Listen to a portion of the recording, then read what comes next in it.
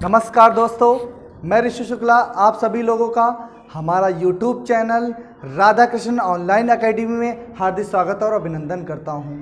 दोस्तों, आज की वीडियो में आप लोगों के लिए मैं उपसर्ग लेकर के आया हूं हिंदी के अंतर्गत, जो आपके परीक्षा के लिए उपयोगी रहेगा। खासकर हाई स्कूल वालों के लिए बहुत इम्पॉर्टेंट ही है। ठीक है, जैसे कि उपसर्ग की संस्कृत भाषा में उपसर्ग की संख्या 22 बताई गई है, लेकिन आप हिंदी के भाषा के अंतर्गत आपके कम से कम उपसर्ग 11 पढ़ने होते हैं, जो हाई स्कूल के लिए बहुत महत्वपूर्ण है। तो उपसर्ग में आपको बस इतना सा ध्यान रखना है, उपसर्ग के अंतर्गत इन बातों का ध्यान रखना जो मैं बताने जा रहा हूँ, तो आप कभी भी नहीं भूलेंगे बनाना। उपसर्ग के अंतर्गत जो आपको बातों का जो ध्यान रखना है, हमेशा याद रखना, जो उपसर्ग हम पढ़ते हैं तो उपसर्ग हमेशा एक ऐसे तत्व होते हैं जिन्हें हम अव्यय कह सकते हैं, जो कभी बदले ना। उपसर्ग क्या होता है? जो जैसा है वैसा ही रहता है। और उपसर्ग हमेशा मूल शब्द, जो मूल शब्द होते हैं, शब्दों के आरंभ में, अर्थात शब्दों के स्टार्टिंग में जो आपका शब्द होता है मूल शब्द, तो शब्दों के प्रारंभ में ही प्रयोग करते हैं। मूल शब्द जो होता है, मूल शब्द के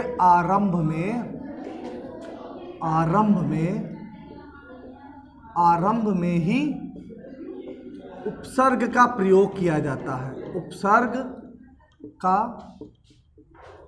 प्रयोग किया जाता है। ठीक है, इसके बाद क्या था? जब मूल शब्द जो आपके होते हैं, उन शब्दों के आरंभ में, स्टार्टिंग में जब उपसर्ग का प्रयोग करते हैं, उपसर्ग शब्द जोड़ देते हैं, तो उस मूल शब्द का अर्थ क्या होता है? बदल जाता है।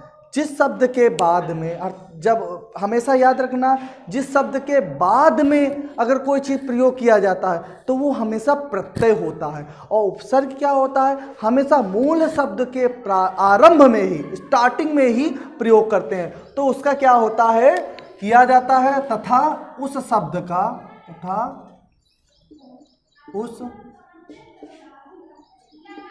का अर्थ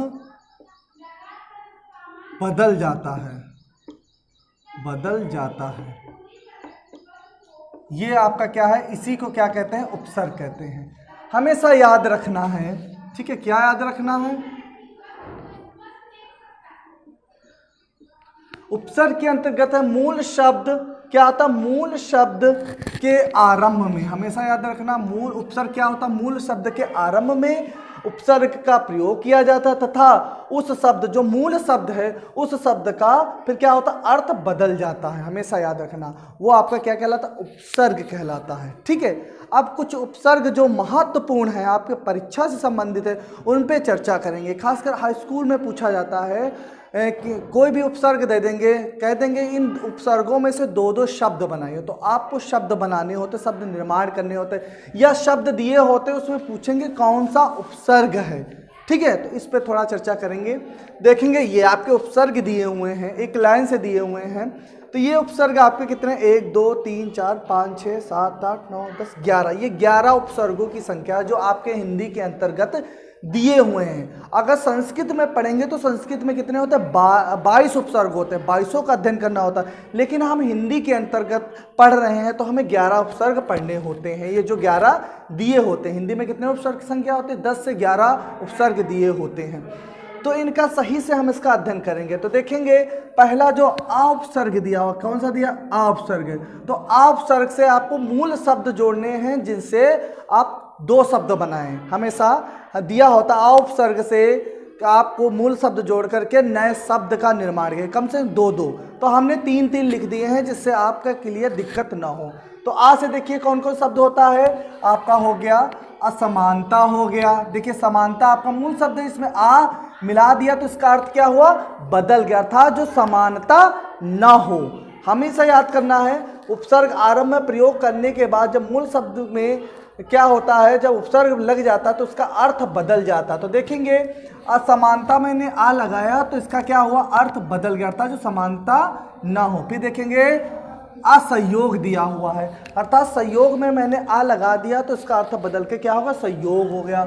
असत्य दिया अर्थात सत्य में आ लग गया तो इसका अर्थ बदल गया, अर्थात सत्य जो न हो। ऐसा ही अन उपसर्ग है, अन से भी पूछा जाता है, नए शब्द बनाइए कम से कम 2। तो आपका देखिए अनपढ़ शब्द है, ये आपका अर्थात जो पढ़ा लिखा न हो अर्थात अनपढ़।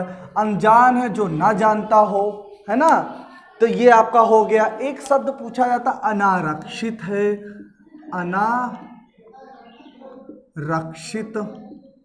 ये भी आपका क्या है, अन। इसमें भी देखेंगे अन लगा हुआ है उपसर्ग, अर्थात जो आरक्षित न हो उसी को क्या कहते हैं, अनारक्षित कहते हैं। ये इस तरह से आपके अन उपसर्ग के अंतर्गत आ जाते हैं, ये अन उपसर्ग। फिर बात करते हैं हम आदि उपसर्ग के अंतर्गत। आदि में भी नए शब्द बनाने होते हैं, तो आदि में देखेंगे अधिकार, अधिराज, अधिपति हो गया है। इस तरह के आपके शब्द और भी जोड़ सकते हैं इसमें, ठीक है। अप उपसर्ग में देखेंगे अपमान, अपकार है ना, अपयश है। देखिए इनका कितना अर्थ बदल गया है।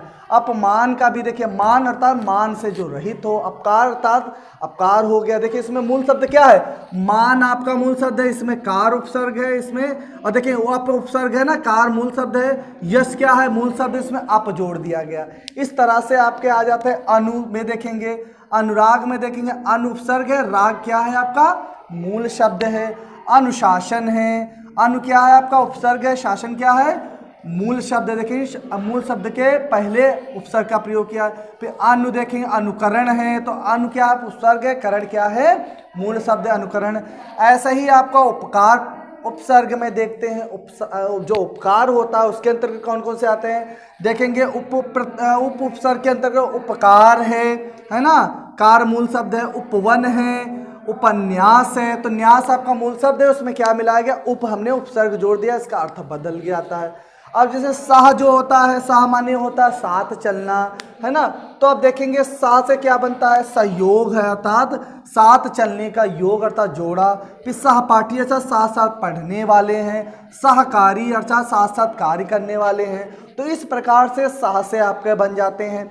फिर आ जाते हैं निरुपसर्ग में। अब निरुपसर्ग में आपको प्रत्यय जोड़ना, मूल शब्द जोड़ना है, मूल शब्द जोड़ करके अर्थ बनाने हैं। क्या होता है, तो निर्भय है, निर्मल है, निर्णय है। इसी के साथ में आपका अभी आ जाता है उपसर्ग। अभी में आपको मूल शब्द जोड़ करके नए शब्द बनाने हैं, तो कौन कौन से हो जाएंगे, अभिनय है, अभिनेता है, अभिलाषा है, इस तरह से हो गए।